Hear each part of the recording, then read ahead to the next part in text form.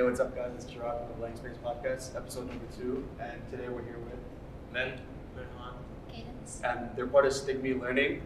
So I just want to let you guys introduce the business first, so we could all get a concept of what it is. So, hi, my name's Min. I am the founder of Stigmi Learning. Stigmi Learning is an on-demand online tutoring service where students can upload images of problems they need help with, and our certified tutors record personalized video explanations and send them back to them. Nice. Where are you guys based in? We are currently based in Massachusetts, so all of us are students at Babson College, so we operate on campus, but it's hybrid. So we have a product manager that's based in UK, we have a business mentor that's based in New York, we have engineers that's based in California, so a lot of different members all over the country, but the core executive team is at Babson College. Nice. So I understand that you're the founder, right? Yes. So when was this like kind of becoming like a thing for you to start? So actually, I got the idea a week before orientation at Babson. So it was end of August, and I was just in bed scrolling through YouTube Shorts one day. And I don't know if you guys know this platform called Omegle. It's a video platform where it connects you with 2 random users. Yeah. And I saw these YouTubers making funny video content, trying to like say jokes on Omegle to random people, right? And I was like laughing about it, but at the same time I thought like, why not connect with people with something of value instead of just randomly matching people you don't know. Yeah. And that's kind of when it hit me. I'm like, well, that value could be something like tutoring. And then that's when I built the website, built the server in 1 week. I knew that I was in a crunch because if I didn't get something made before I came to Babson, I was gonna be occupied, busy making friends, getting used to the new environment. So I wanted to get that set up before coming to school. I feel like you made like such a huge leap in progress since like the beginning to where you are right now. It's only about like 7, 8 months in almost. So how'd you go about expanding, especially like you guys as well? Like when did you guys join the team? You guys want to go first? Sure. So I joined like the team. I joined mid, it was just mid initially, and then I messaged him. So I actually, it's funny. I signed up to be a tutor at January. So I was like, why not have the time? I'm a spring admin, right? Yeah. So I came in January for the entire 3-4 months. That fall semester was on. I was working on like with games and then. Right. But essentially, I joined as a tutor. But I found so like me and Min spoke over like a span of like 2 weeks. We got to know each other a bit, and I saw where this idea was headed, and over time that was not going to be the idea. So actually, I just reached out to Min like, let's do this for the idea. I can help with this. Let's see what value I can provide, and we're going to do it over that right now. So wait, you're a spring, you're doing it, right? And you started it first week in the semester. So like, where were you in expansion at that point when you met? So when I met Mirhaan, I basically just built a server, and I was trying to run a beta test with a group of students and a couple of tutors. So I was actually trying to recruit tutors for the beta test, and then one of the interviewees was Mirhaan. And I remember I was interviewing him in the call, and I was about to ask the first question. I asked the question, and after that, Mirhaan goes, so actually, I wanted to inquire you about the business, and I want to work with you. So I was like, oh, okay, I wasn't expecting that, right? Yeah. And at the time, I didn't think that I would ever be working with someone else. I thought it was just going to be something I try on my own. But the fact that someone showed interest and also believed in the same mission that I did, I could gauge my interest in trying something new.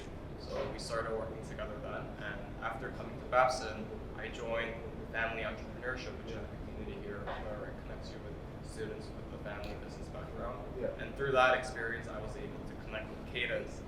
And that's when we met and started talking about our backgrounds, where we're from, our passions, and maybe you want to take over there. Talk about. So Min and I had the opportunity to meet through our family entrepreneurship community, and as part of that group, we had a peer conversation, and we went out to dinner together with Amar, who's one of his roommates. We were able to share about our experiences, values, and backgrounds, and I realized that we had a very similar passion for education and being able to help students as much as possible.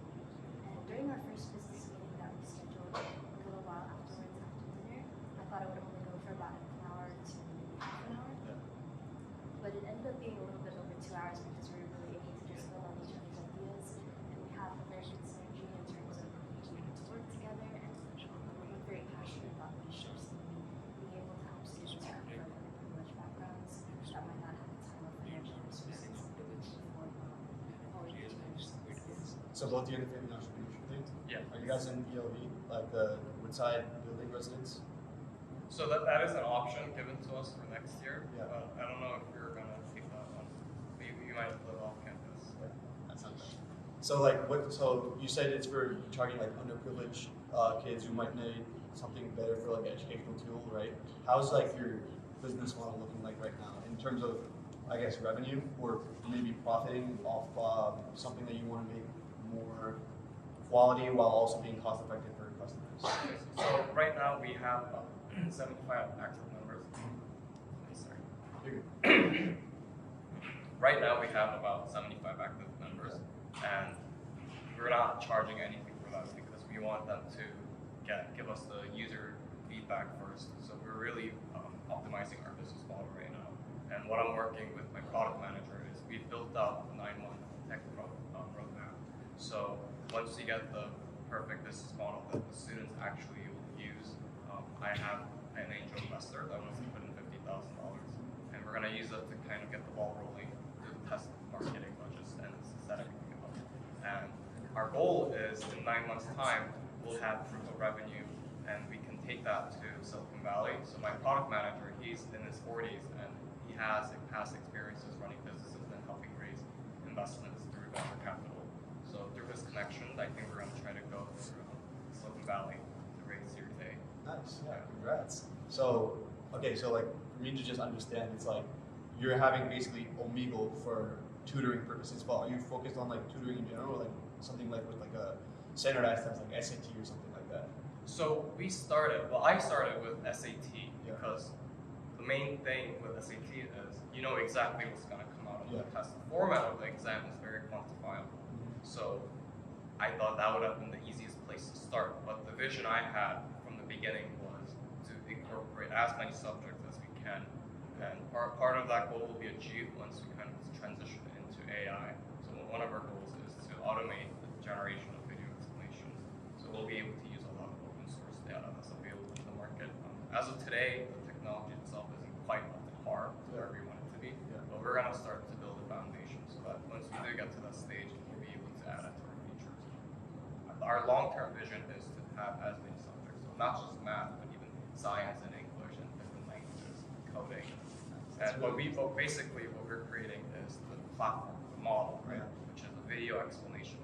So we want to be able to give the students or younger students the options, like maybe they want to get taught from their favorite cartoon character's voice, so we can incorporate AI like that.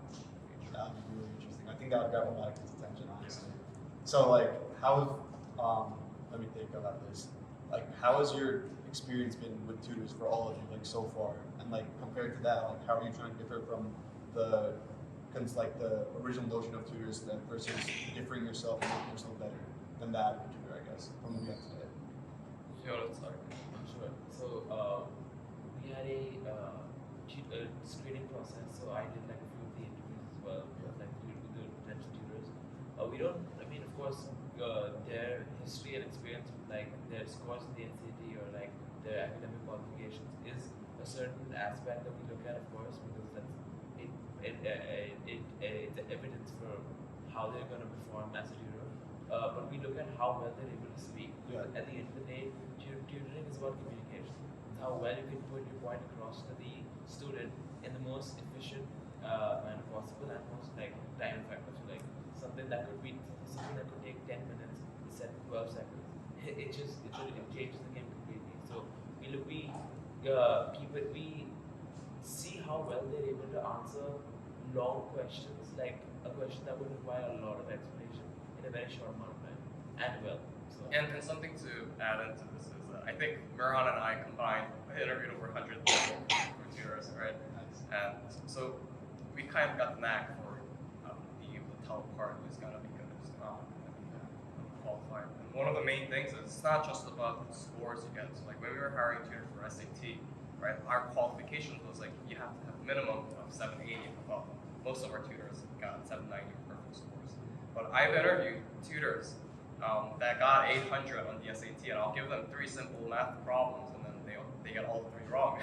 And then they'll be like, hey man, like, you know, it's been a while, so, like I'm in college now, right? So like I need to brush up a bit, right? But that's the problem, right? Like we can't have tutors who have great scores but is not performing. Yeah. And then we also have tutors who can solve the problems, right? Like they'll solve the question in 30 seconds, but I'm like, can you explain it to me? And they can't explain it properly, right? So I think those are two different skills. One is the knowledge itself, like do you know how to solve this problem? And then the second part is, can you explain it in a way that a 5-year-old can understand it? They can watch the video, because that's our whole point, is that when students are watching the video, we want them to learn. It's not just about getting the answer and just plugging in to your homework. You know, we want them to learn from our experience. So with our interviews through tutors, we've met a lot of ranges, and we care a lot about the qualifications. So number one is a score, and number two is their ability to speak when they're recording the videos to demonstrate the questions. I feel like, I don't know, I feel like that's like the biggest problem with standardized testing today. It's like, with the way they set it up, it's like, most of it's not like how well you, actually it's more like how much you studied, how much exposure you got to like the specific SAT questions. So like, I don't know, I remember like reading the stats, like people who just went to SAT tutors just often do better, not just because of like what the tutors taught them, just because they got more exposure to those questions. It wasn't actually like knowledge based. Like, what do you, like, I wanted like your guys' opinion on that, like standardized testing today, I guess, each of you. You want to start? So I feel that the entire concept of that is you can't really boost your score beyond a certain point. You can only learn so much. It's just at the end of the day, you can't jump 400 points. It's just not going to happen. However, it really depends upon how well you've developed over time, which is why I feel like what the SAT is made about. Of course, there's a lot of controversy surrounding whether it's actually standardized testing or it's just like it's not standardized. So we feel that, of course, our mission at Stigmi is to help these kids get to their maximum potential. But of course, you can't like, you know how a lot of these tutoring companies market like we'll charge you this package and we promise you'll get 1,500. I mean, there's no like terms and conditions that protect them from that marketing, but there's no possible way you can give a kid who's getting like 900 at the SATs and make him end up with 1,500 in an irrational way. There's a statistic that says that you can't really improve your points. Like, I forgot the number, let's assume like 200, but you can't jump more than 200 points, even no matter how hard you study for the SATs. There's only so much you can actually put into it. And something about standardized tests and SAT is that I'm sure you're all aware that we're transitioning to online testing. Yeah. And so we've wanted to pivot towards expanding our subjects. So right now, our main subject areas are actually just high school math as a whole, not the SAT. So all of the students, or most of the students that submit questions on a daily basis, they are the kids that are doing their homework at nighttime and they get stuck on a problem and they just don't have any help to reach out to. And then they'll come to us and say, hey, like, I really need help with this. They'll upload the image. And our tutors are online, so they'll record the video explanation and send it back to them. And that's how we're really helping the students right now. And with the SAT as well, right, we encourage them to study on their own. So there's so many of these SAT academies that charge thousands of dollars, and we think it's very overrated on what they actually provide. And with our service, from affordable pricing options, we want them to be encouraged to study on their own and be motivated. And the message we want to send to the kids is that you have no reason to fear studying on your own because you're not alone. Whenever you're stuck on a problem, we'll be there to help you out in every step of the way. It's also one of the missions that we have, because if you see how capitalized the tutoring market is that you need us. Like the marketing is like you need to come to us because we can provide you good tutoring.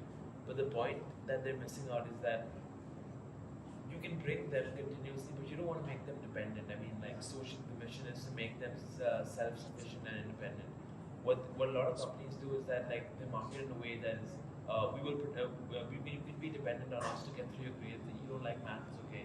But the point is not to just shy away from something like this. It's to face it with a lot of like confidence, and you gotta keep developing that confidence, because one of our slogans is that is promoting self-study habits, because that's what we're trying to do. Because the value of making someone more independent than dependent is greater. So I mean, obviously, right? So the point is to make them better rather than just get them their name. I'll give a quick story on one of the reasons that made me so passionate about independent studying. So I personally grew up with all the support I needed from my parents, and they spent thousands of dollars for me to go to after school tutoring academies to prepare for the SAT, right? And I was just, at the time, I wasn't motivated enough to study. So like I'll be there in the classroom learning, but I wasn't really learning because my mind was somewhere else. I'm like, what am I doing here? I just want to go play home and go home and play video games. And I got the score after my parents dropped thousands of dollars, and I wasn't happy with it. And fast forward a couple of years, I was taking a gap year playing ice hockey. I was living alone, and I said to myself, I'm gonna give this another go, but this time I want to try it on my own. Like, I want to actually put in the effort and be motivated myself. So what I did was I went on Amazon and I bought this book. I think it was SAT Panda app for like $20, right? And I studied on my own, and I got the best score when I used the book and studied on my own. And I think that's when I realized, like, hey, it's not about how much money you spend on these expensive tutoring. It's about you and you being motivated to do it yourself. So what we're trying to provide for the students now is that we want to give them the perfect environment, right? We want to give them the platform so that they will be motivated to study on their own. And our message again is, when you're studying alone, you should feel motivated, you should feel confident, because when there's an obstacle in your way, we're gonna be there to help clear it. Yeah. Like I'm thinking like the same thing. So like I'm like Asian household, right? And your mom. So like my mom's sending me like tutors like it was like during the summer, I think my sophomore year in high school, 9 to 1 every day, Monday through Friday. And then on top of that, then like junior year, I'm going to like the SAT tutor. I think it was C2. It's horrible tutoring. And they're like, I'm doing these tests, right? And I'm stuck at the same, actually, so they had to do a pre-evaluation test to see where you are, and then they do one at the end of the course.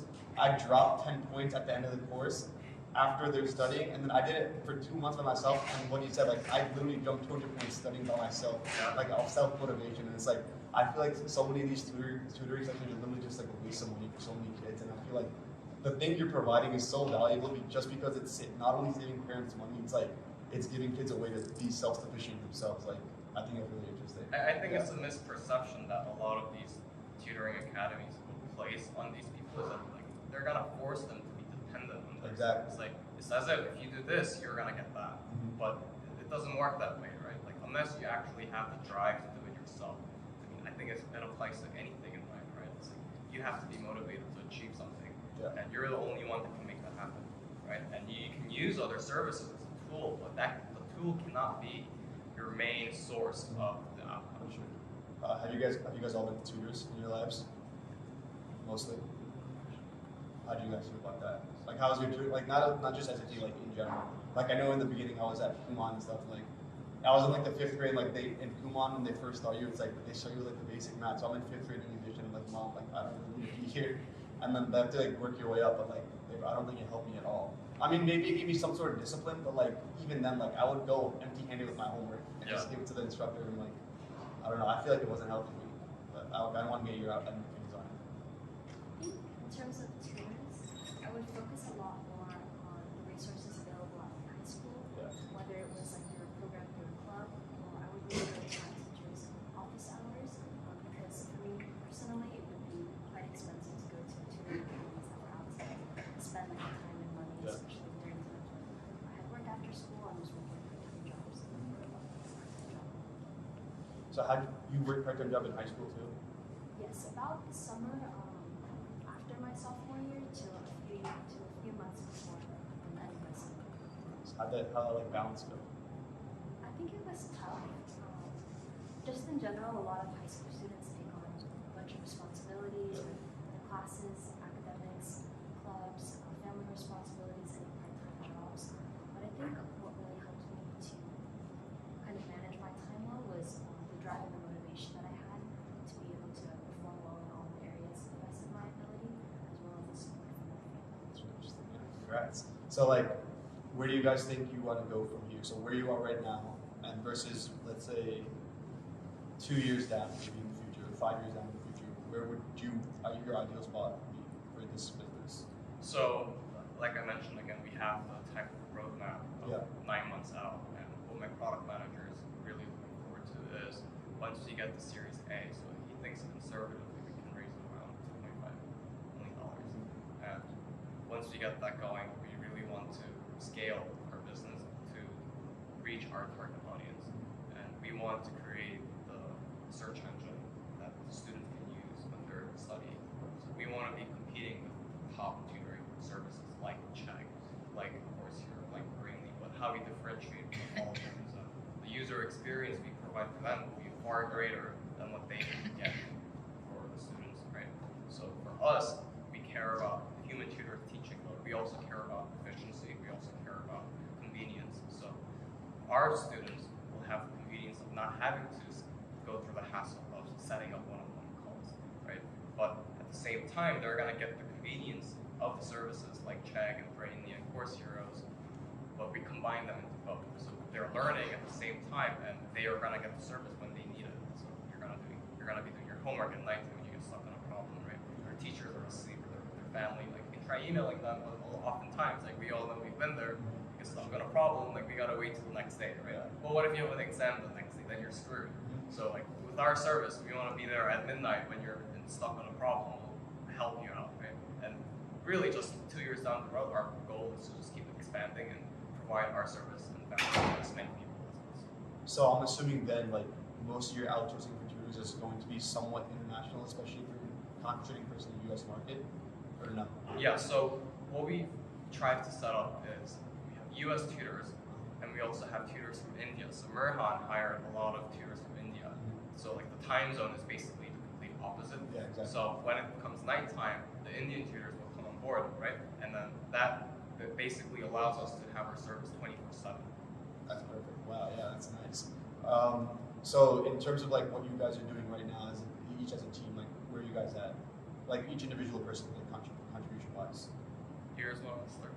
So I think we work as the executive team. Yeah. Like we work on everything because it's not like a corporate company. It's more of a startup. So we do like our own thing, and we do things we're like able to handle. For example, I also handle the Instagram page, and I also work in marketing, but I also help with a few other things. As part of the executive team, such as strategy and just getting the business model more concise down. So the three of us work together with the core team in everything, but in that aspect, like what we do that like each of us like independently do would be like, let's say I would do marketing, and Cadence, you go ahead and explain what you're doing. Yes, I work with a lot of students and being able to try to recruit new students as well as building relationships with them and getting student feedback. Also, to get our job and contribution is finding a lot of new business opportunities. We are part of the beta challenge, which we were doing a pitch deck and executive summary on. We were able to get help from my FME professor, Professor Yamakawa, who met with us a few times to review our components before submission. And we're also getting to apply for the hatchery space in Poland, which is now our office space where we sometimes have meetings. And we filmed there for the EBS documentary, and we're planning to apply for some venture as well. So what was the EBS documentary? I heard you just mentioned that. Yeah, so EBS is an educational broadcasting system. They're a huge educational channel from Korea, and they flew out to Babson a couple of weeks ago to film a documentary with me about the entrepreneurship education and what it's like to study entrepreneurship in the United States. Because in South Korea, the education module there is very much academic related, right? Yeah. There's not much of freedom or experiential learning. It's more of you're studying the textbooks and you're getting the knowledge. So they wanted to show their audience what it would be like to study entrepreneurship, and they chose Babson, and I was representing the school as the documentary. So, and it was a week-long process, and we filmed about FME classes, what we learned there, working with other team members. We also had the pleasure to interview professors. We were at the Venture Cafe at Cambridge Innovation Center. We were able to network with a lot of people. We got to film that process too. And of course, filming our Stigmi Learning experiences, our day-to-day operations, our meetings, something like that. That's pretty interesting, and that's going to air in May. So it will air on their national television channel in May. That's really interesting, yeah. So I feel like one of the main questions I wanted to ask was, especially being like a startup and being like kind of on the younger side, and you guys have been on both sides of this equation now that you're on the executive team and you're looking for talent, versus when it was kind of Min and you were looking for talent and you were looking for a place to work or like pursue a passion. How did you go about doing that? Like, how did you go about finding talent, and how did you go about seeking for opportunities that fit your passion and what you want to do? For me, it's really funny because I never really tried to recruit talent. I think just what I had in mind was a vision and the mission that I wanted to accomplish, and through just talking to a lot of people and sharing about my experiences and goals, I think I was able to find a lot of people that resonated with me, and it was through that experience that really got me to meet Mirhaan and Cadence and other team members. Everyone at Stigmi Learning believes in the mission, and we're all passionate about it. To us, it's not work; it's something we really care about, and I think I never really had the trouble of finding people, finding talent, because the value that we've had just brought us together. Also, I feel like with like everyone at Stigmi Learning, the reason, like as he said, it's not really work. It's because like we see like the vision, we see where this is headed. We set like goals for ourselves over like 9 months, a year, like 2 years. Over that, we see exactly what we need to do. Of course, obstacles will come along the way, but we see where we're headed. All we have to do is just put in the work and get the machine running. Yeah.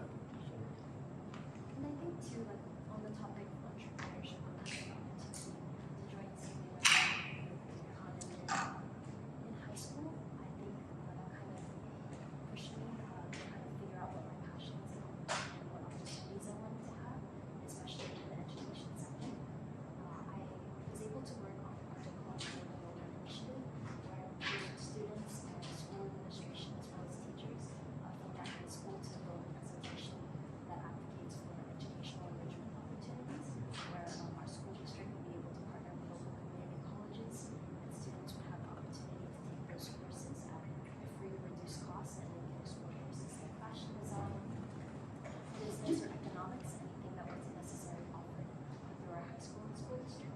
Being able to bring those educational opportunities to students was something that I was very passionate about. And I think even though the project didn't work out as I hoped because there were more complications than I had initially envisioned, it really got me interested in the education space and being able to join this opportunity. So like you all seem like so passionate about this business, and I'm pretty excited about that because like with my tutors so far, it's like I haven't really had that. But like now as you go about now that you're all scouting for people, I'm assuming, right?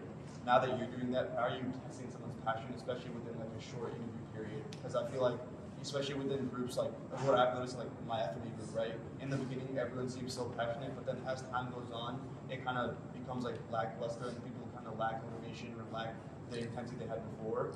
But it seems like you guys have really figured it out, and like I'm trying to wonder like how you're doing scouting that. It's a process for sure, and I'll tell you a little bit about other members I have on the team. So my product manager, his name's Raj, and actually he started off as my technical advisor from the very beginning, even before Stigmi Learning, when I was doing some personal projects. And so I built that relationship with him over time, and he always wanted to get back into the tech space. So he had previously had a tech company that he was founding and running. He was also part of the era of Dragon's Den, which is Shark Tank UK, right?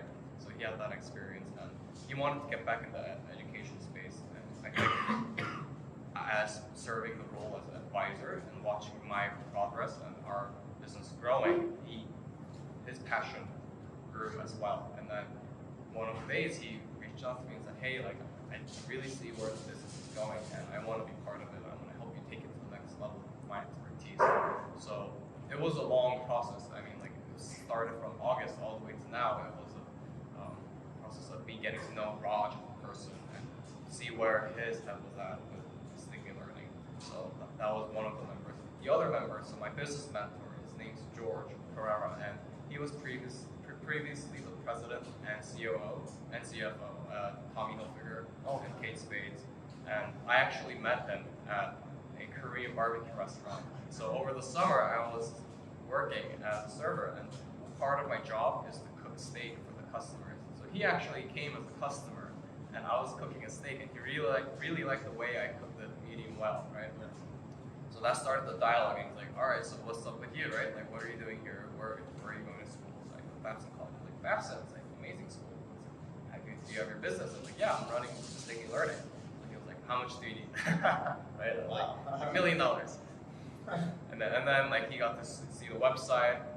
He really resonated with the mission as well, and the technology that we want to incorporate down the road. I think that gauged his interest. So he was like, I'm actually interested in mentorship, and I am interested in investing as well. I have a lot of money to put away, and as well as his colleagues. So we started just chatting online and doing some meetings, and he wanted to come on board as a mentor for me to help guide this process. So right now he serves as more of an incubator, so he's helping us guide the direction to where the business is going, because he has a lot of experience. I think he's on his retirement mode. He's been there and done that.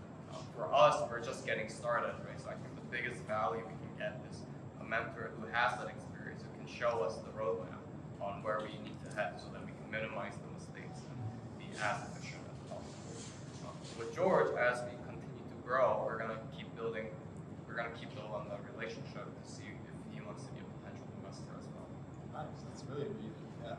So okay, the last question we wanted to ask in the podcast, and we want to continue to do this for the next guest, is we want each of you guys to give one hot take about entrepreneurship or business in general that you guys may have.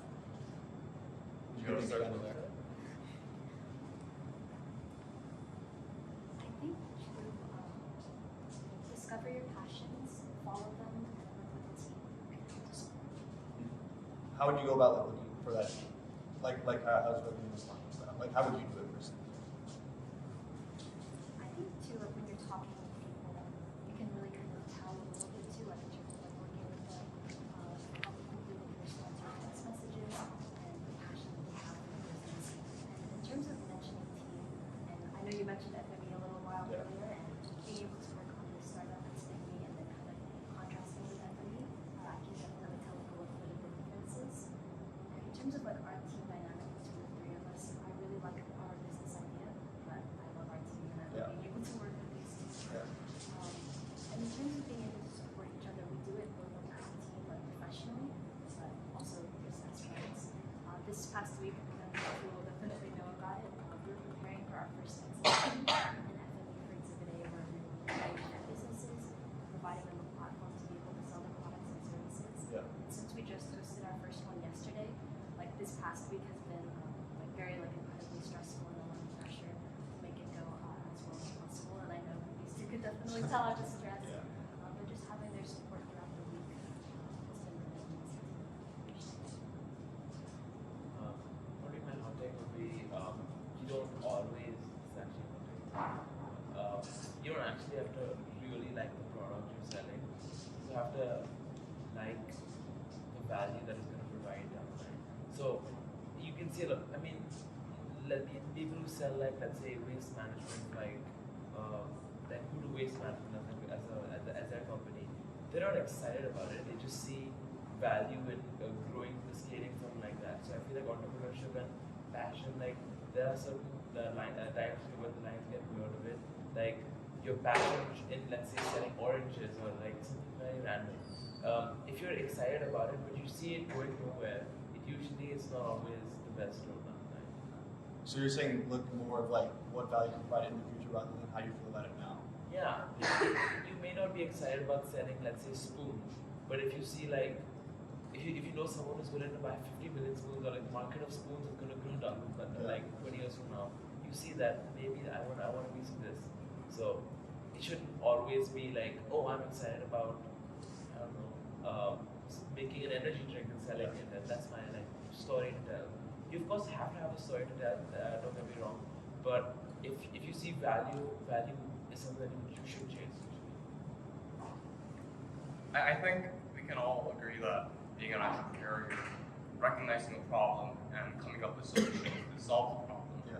But for me, something that I'm really passionate about, and I hope everyone can do this, is that entrepreneurship is more about doing and not showing. And I think there's a fine line between that, where you have a group of people that are really passionate about what they're doing and they want to put in the action, and then I think there's also a group of people that are more focused on showing to people that they're gonna be entrepreneurs, that they're gonna be doing this, right? So I think it's important to know that like being an entrepreneur isn't about showing to people what you're doing, right? It's about just doing it yourself, like actually putting in the actions, right?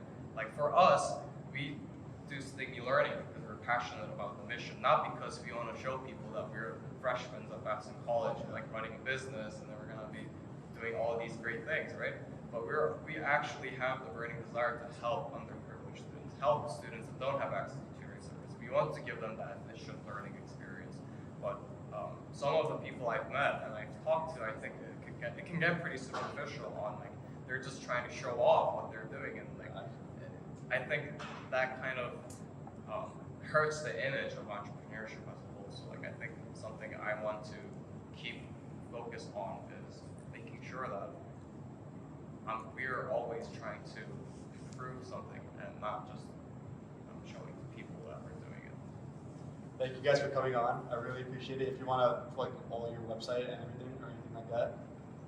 Oh yeah, so our website is stigmilearning.com. You can follow us on Instagram at stigmi_learning. And if you want to be a tutor or you're interested in interning, please reach out to Mirhaan or any of the three of You us. can reach out to us at stigmilearning@gmail.com. I really would recommend that. I really think it's going to be like a very, very big thing in the future. Like I'm really, really excited about this project, see where it goes. Thank you. Appreciate y'all coming on. Thank you guys. Yep.